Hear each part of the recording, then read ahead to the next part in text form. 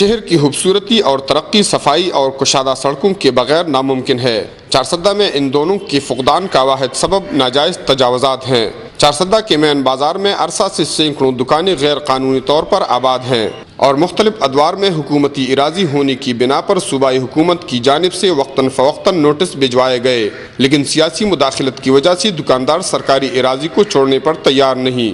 17 لاکھ کی آبادی پر مشتمل ضلع چارسدہ کے عوام چند مخصوص سیاسی اثر و رسوخ رکھنے والے دکانداروں کی منمانیوں کی وجہ سے شدید مشکلات کا شکار ہیں۔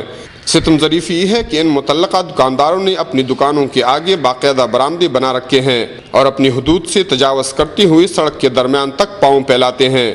بعض دکانداروں نے اپنی دکان کے آگے ہتھیلیاں رکھی ہوئی ہے اور ان سے باقاعدہ کرایہ وصول کر رہے ہیں، جن کی وجہ سے ٹریفک کی روانی اور پیدل چلنا بھی محال ہو چکا ہے۔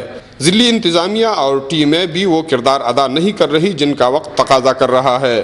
ضلعی انتظامیہ کی جانب سے دکانداروں کو کئی دفعہ وارننگ بھی دی گئی کہ دکاندار اپنے ناجائز تجاوزات، ہتھیلیاں اور برآمدے ہٹائے تاکہ ٹریفک کی روانی اور پیدل لوگوں کو آمد و رفت میں آسانی ہو، لیکن ضلعی انتظامیہ کی جانب سے دی گئے 7 دن کی الٹیمیٹم گزرنے کے بعد دکاندار ٹس سے مس نہیں ہو رہے ہیں۔ چارسدہ کے عوام نے صوبائی حکمرانوں سے مطالبہ کیا ہے کہ چارسدہ کی ترقی اور خوشحالی میں خائل ناجائز تجاوزات کو جلد از جلد ہٹایا جائے اور اس سلسلے میں کسی قسم کی سیاسی اثر و رسوخ خاطر میں نہ لایا جائے تاکہ چارسدہ بھی ترقی کی راہ پر گامزن ہو سکے۔